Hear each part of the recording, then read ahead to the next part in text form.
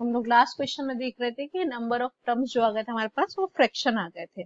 तो किसी भी एपी के जो नंबर ऑफ टर्म्स होंगे वो कभी भी फ्रैक्शन नहीं होंगे और नेगेटिव भी नहीं होंगे। अगर वो नेगेटिव आते तो -110 आ गए टर्म्स, तो ये कभी पॉसिबल नहीं है। या -2 टर्म्स आ गए तो किसी भी सीरीज या प्रोग्रेशन के अंदर कभी भी टर्म्स जो होंगे वो नेगेटिव नहीं होंगे। टर्म्स जो होने चाहिए वो n की value always should be a positive integer only. Now come to the question number 7. Find the 31st term of the AP whose 11th term is this and 16th term is 73. अभी हम लोग जैसे पिछले question में हमने करा था, एक FIB वाला क्वेश्चन आया था, हमने उसमें आपको बताया था जब कभी इस टाइप के क्वेश्चन आएंगे तो आपको वही काम करना है कि 11 टर्म का मतलब क्या हो गया, a plus 11 minus 1 times of d, that is a plus 10d। हमसे कभी भी जब 11 टर्म के बारे में बात की जाएगी तो a plus 10d। 25th term का मतलब क्या हो गया, a प्लस 24d। ऐसा क्यों हो गया, जब हम tn की बात करते हैं तो क्या फॉर्मूला होता है, tn equals to a plus n minus 1 times of d। तो अगर हम n की वैल्यू 25 रखेंगे तो ब्रैकेट में क्या है, -1, तो 25 minus 1 times of d that is 24d। तो एक नंबर न्यूमेरिक वैल्यू क्या रहेगा हमेशा, जो n टर्म में फॉर्मूला है डायरेक्ट अगर आप अप्लाई करें तो क्या हो जा रहा है, पीछे जा रहा है। तो फाइंड द 31st टर्म, इसको तो हम लोग बाद में समझेंगे कि क्या निकालना है। सबसे पहले हमारा मेन मोटो क्या होता है, हमें किसी भी तरीके से ए पता चल जाए और डी पता चल जाए तो हमारा सारा काम सॉल्व। हमसे कुछ भी निकलवाइए एपी में, सम निकलवाइए, टर्म निकलवाइए, 25वां निकलवाइए, 25,000वां टर्म निकालिए, हम निकाल सकते हैं। हमारा मेन टारगेट होना चाहिए कि हमें एपी में ए और डी पता चल जाए। तो सबसे पहले हम क्वेश्चन को यहाँ से लेते हैं कि in AP whose 11 term is 38। First condition क्या दी गई है, 11 टर्म कितना दिया गया, 38। तो सबसे पहले हमें टीएन का फॉर्मूला याद है, tn equals to a plus n minus 1 times of d. तो देखिए हमने यहाँ पे एक इसको एब्रीवेशन तरीके से लिख लिया है। T11 की वैल्यू कितनी दी गई, 38। 16 टर्म इज 73, 16 टर्म इज 73। यही हमारे लिए दो इक्वेशन है और इसको हमारे पास यहाँ पे आ रहा है pair of linear equation in two variables, क्योंकि ना यहाँ पे हमें a पता है और ना ही हमें पे d पता है, तो इसलिए हमें इसको लेट करना पड़ेगा। तो यहाँ पे आपको लेट करना पड़ेगा, late the first term of the given AP is a and the common difference is d। ये लेट करना पड़ेगा आपको। tn का फॉर्मूला आप जरूर यूज करेंगे, याद रखिए हर एक क्वेश्चन में, हर एक क्वेश्चन के हर पार्ट में आपको यूज करना है, क्योंकि इसको आदत में रखिए। एक नंबर का भी क्वेश्चन आता है तो उसमें हाफ मार्क जो होता है अगर फॉर्मूला ना लिखने की वजह से डिडक्ट होता है, मिलेगा तो आपको आंसर पे पूरा 1, लेकिन अगर आपने नहीं लिखा है तो आपका हाफ मार्क जो होगा वो डिडक्ट हो जाता है। तो first of all you have to write the nth term formula, tn equals to a plus n minus 1 times of d।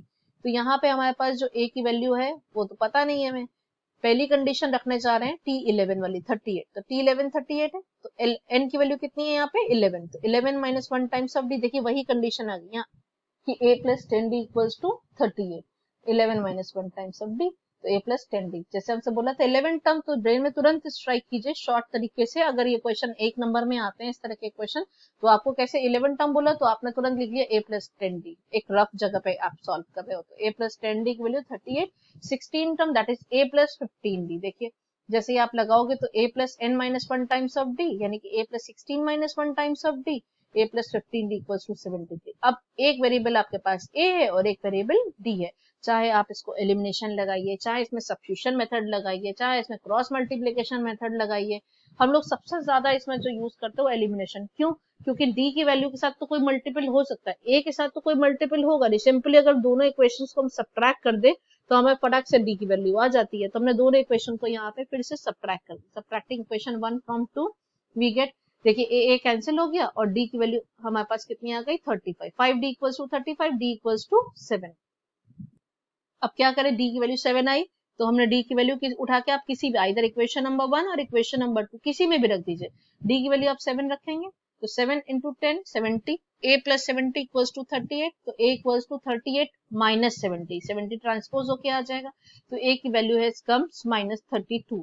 तो a पता हो गया हमें और d पता हो गया। अब हमसे क्वेश्चन में क्या पूछा था, 31st टर्म, तो 31st टर्म का मतलब क्या है, a plus 30d, a plus 31 minus 1 times of d, 31 minus 1 क्या बचा 30d, तो a प्लस 30d में जाकर के हमने सीधे वैल्यू लगा दी, a प्लस a की वैल्यू कितनी है माइनस 32, 31 माइनस 1 बचा 30 और d की वैल्यू कितनी है 7, ये 210 और minus 32,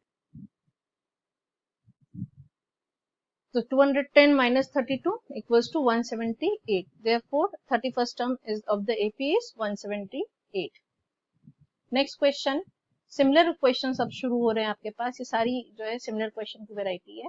an AP consist of 50 terms और विच थर्ड टर्म इज 12। एक एपी में टोटल नंबर ऑफ टर्म्स कितने हैं? 50। 50 हमें यहाँ पे क्या दिया, एक एपी में टोटल नंबर ऑफ टर्म्स 50, यानी कि एन की वैल्यू कितनी दे दी गई है? 50। जो टोटल टर्म्स हमारे पास कितने हैं? 50। Third term is 12, third term यानी T3 की वैल्यू कितनी है? 12। Last term that is L, L जो होता है वो कितना है? 106। 106 दिया गया, यानी आप इसको Tn से भी लिख देते हैं। फाइंड 29 टर्म, इसको हम लोग बाद में देखेंगे। यहाँ हमें कहीं भी ए और डी नहीं पता है, हमें क्या क्या पता है? एन पता है और दो इक्वेशंस पता है, जिसमें हमें a प्लस 2d और लास्ट टर्म की a plus n minus 1 times of d की बताई गई है। तो सबसे पहले हम लेट कर लेंगे, let the first term and the common difference of the given AP are a and d respectively. तो फिर ATN का फॉर्मूला अप्लाई करेंगे हम लोग। थर्ड टर्म का मतलब क्या हो गया? a plus 3 minus 1 times of d, that is a plus 2d। a plus 2d की वैल्यू कितनी है हमारे पास? 12। a plus 2d equals to 12। Similar way में आपके पास लास्ट टर्म 106 था, तो लास्ट टर्म कौन सी? 50वीं टर्म, क्योंकि यहाँ शुरू में बता दिया, ऐसे डायरेक्ट नहीं दिया आपको कि 50वीं टर्म जो है वो 106 है। थोड़ा क्वेश्चन घुमा के पूछ लिया कि 50 टर्म है एपी के अंदर और आपको लास्ट टर्म दे दिया गया। तो यहां से एक इक्वेशन हमारे पास बन जाएगी, कौन सी? कि आपके पास a plus n minus 1 that is 50 minus 1 times of d।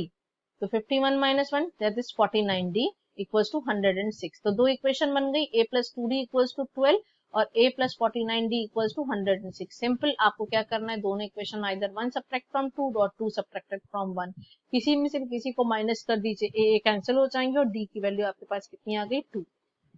D की ये वैल्यू 2 हम किसी भी एक इक्वेशन में लगाएंगे तो ए की वैल्यू आ जाएगी। लगाइए डी की वैल्यू 2, 2 2 जा 4, 4 को सब्ट्रैक्ट करेंगे तो ए की वैल्यू कितनी आई? 8। ए पता चल गया, डी पता चल गया। अब हमें निकालनी कौन सी टर्म है? 29 टर्म। 29 का तो मतलब क्या हो गया? a plus 29 minus 1 times of that is a plus 28d। अभी भी इसको आप आराम से समझ सकते हैं। 29 का मतलब क्या है? कौन सा d निकालना है? a plus 28d। तो आपने a पता है 8, 28 और d की वैल्यू 2 है। 28 2 जा 56, 56 प्लस 8 आंसर इज 64। अब क्वेश्चन नंबर 9। क्वेश्चन नंबर 9 भी सिमिलर वे में ऐसे ही सेम क्वेश्चन है। If third term and 9 term of the AP are this and this. Third term का मतलब a प्लस 2d, 9 टर्म का मतलब a प्लस 8d, दोनों की वैल्यूज दी गई हैं। तो आप a भी निकाल लोगे, वही linear equation, pair of linear equation के हेल्प से a भी आ जाएगा और d भी आ जाएगा। जब दोनों आ जाए तो आपसे क्या पूछा गया है? यहाँ अभी तक पूछते थे कि भाई 31 बताओ, 25 टर्म बताओ। इस बार उल्टा क्वेश्चन, जैसे कि अभी आपने 4th और 6th क्वेश्चन किए थे, which term of the AP is 0। इस एपी का 0 कौन सा टर्म होगा?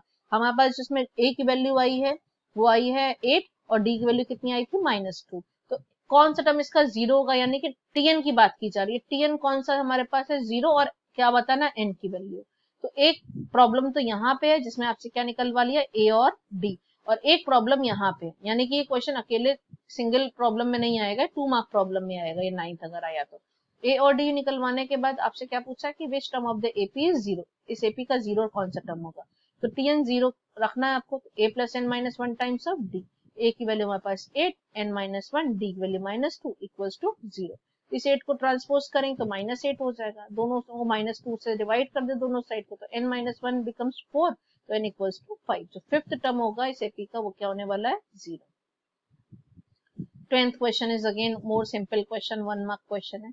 17 term of the AP exceed the 10th term by 7। Simple एक लाइन की इक्वेशन है, इसमें कोई टीम टर्म नहीं है। 17 टर्म यानी क्या होगी? a plus 16d। क्या बोला गया इसको जरा ध्यान से समझिएगा।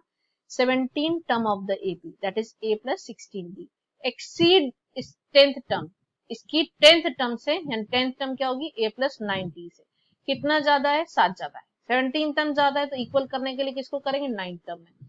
सिंपल तरीके में बोला जाए तो क्या बोला है? T17 जो है वो T10 से 7 ज्यादा, तो T17 की value a plus 16d, T10 की value a plus 9d plus 7। दोनों साइड से a कैंसिल होगा, d का आंसर आ जाएगा 1 मार्क क्वेश्चन होगा ये। क्वेश्चन नंबर 11 भी सिमिलर क्वेश्चन है कि इस एपी का कौन सा टर्म जो है 132 ज्यादा होगा 54 टर्म से। तो पहले आप एपी का जो है ए निकाल लीजिए, डी निकाल लीजिए। अब बोला गया इसका कौन सा टर्म, तो मान लेंगे कोई nth टर्म, तो इसका nth टर्म निकाल लीजिए, आ जाएगा इजीली।